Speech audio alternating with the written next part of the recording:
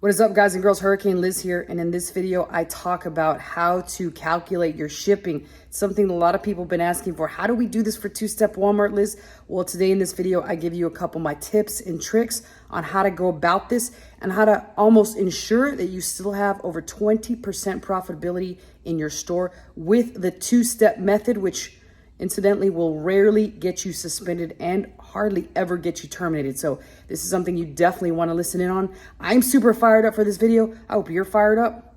Let's do this. All right, so before we jump into the screen share, I just want to remind you guys that my email is below in the event that you want to talk about either how to do a Walmart two-step dropshipping store for yourself and or you want full-on automation A to Z, meaning you don't want to have to lift a single finger. But other than that, let's go ahead and jump into the screen share so we can talk a little bit more about shipping and what we're doing in terms of shipping products out.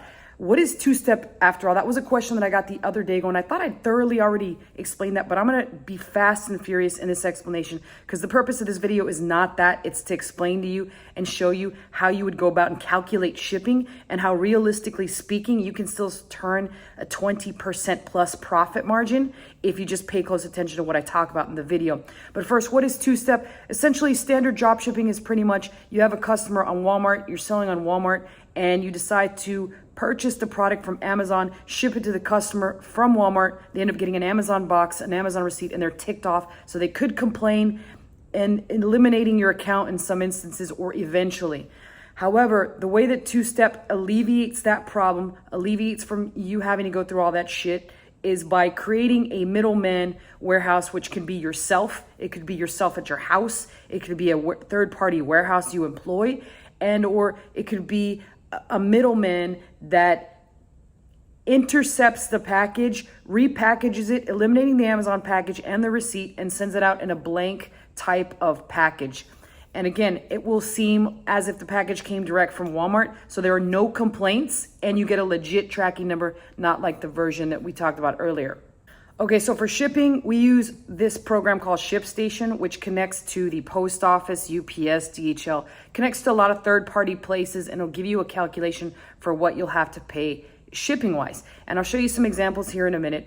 But perhaps the biggest question that I get is, how do we handle the shipping? Can we still be that profitable with shipping? Yes, in fact, you can. And I'll show you as I go through a couple of these examples.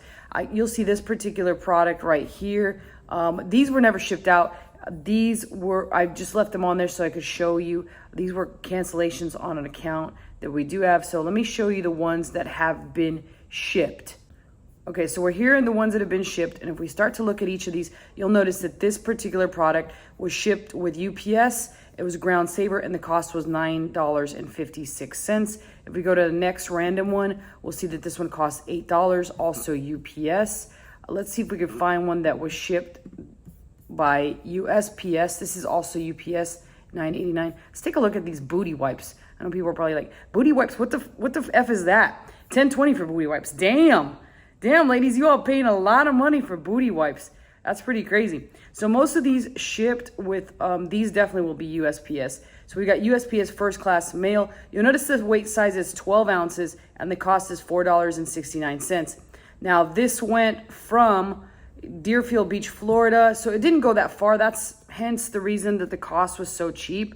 So the costs will typically vary from as low as you'll see like maybe $3.50 something all the way on up to they can get quite expensive, especially when you're shipping really heavy items, which in a minute, I'm going to give you some tips as to how to be able to figure it out in your mind beforehand.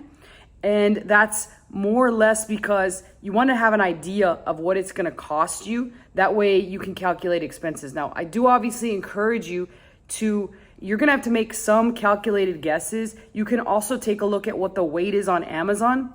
Amazon will always have the weight. And I'll show you an example here. If we look at the booty wipes, if it was a multiple pack of booty wipes, and here we can take a look at these booty wipes here that are $29.99. We'll click into those. Amazon's going to show you the cost to, not the cost to ship the booty wipes, but it's going to show you what the weight of booty wipes is. And with the tips that I give you here in a second, it'll sort of give you that idea of where you want to fall under how much weight. These are 5 pounds. That's pretty damn heavy.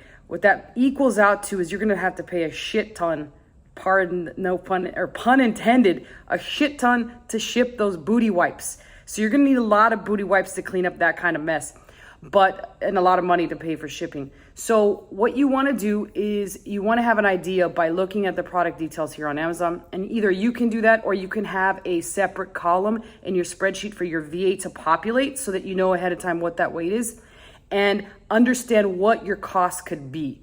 So ShipStation more or less is the hub that you use to be able to get these costs. They have something called a rate calculator. And if I go back to these items that were not shipped, that were awaiting shipment, you'll see that on the rate calculator, it'll kind of give us, we've got this little calculator right here. If you click on that calculator and then you put in the weight, like this one here was 13 pounds, it's going to tell us that UPS ground saver is 2232. This is highlighted because we're in the UPS section, but if we click on to the USPS section, it'll show us that it's going to be parcel select 2321. I would never ship it media mail unless it is media. So unless it's like books, CDs, stuff like that. Don't ship anything else media mail. It's not a good idea. Either ship it ground or priority. And or first class. Like this one can only go parcel select ground or priority mail. There is no option for first class. First class is usually the best bang for your buck. So our first choice is always USPS first class. And sometimes USPS first class will be higher than UPS ground. So we'll kind of look between both of those. And the great thing about ShipStation it allows you to toggle back and forth and have a look at what the rates are. So that's very tremendous. It's also very useful, but that's more or less, you can do that for every single package that's awaiting to be shipped. You just enter the weight. Like this is some kind of breastfeeding pump thingamajigger. So we're just gonna put that it's 1 pound here. And if we go to the estimator right here, you're gonna notice that first it's gonna populate UPS, which is 917 ground, 650 ground saver, which is a pretty darn good price.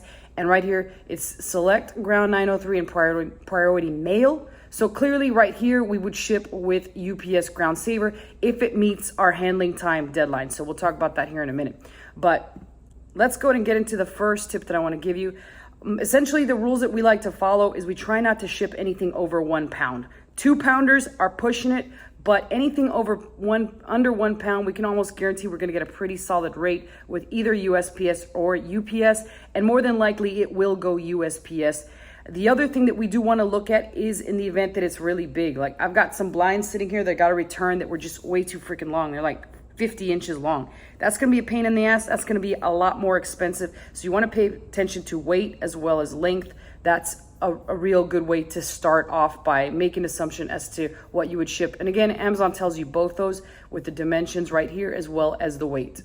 Second thing is you want to understand that the further that it is from you, the more expensive it's going to be. So before you even start this, weigh out packages at both 1 pound and 2 pound, going from your location to the furthest from you. So in my example, I'm in Miami. So I would calculate Miami to Seattle would be the absolute most expensive for both 1 pound and 2 pound packages. And that'll give me a good understanding of how much the maximum that I'm going to pay is. So if you're like all the way in LA, calculate to New York. If you're in the middle in Texas, you can calculate either way and figure out what the maximum amount you're going to pay. That is something to start off with. That'll give you a baseline. The third thing, and I always talk about this, is use poly bags to repackage. Most of the stuff, if you do order under a pound, you're gonna see that most things come in poly bags from Amazon as it is. So they kind of look like this.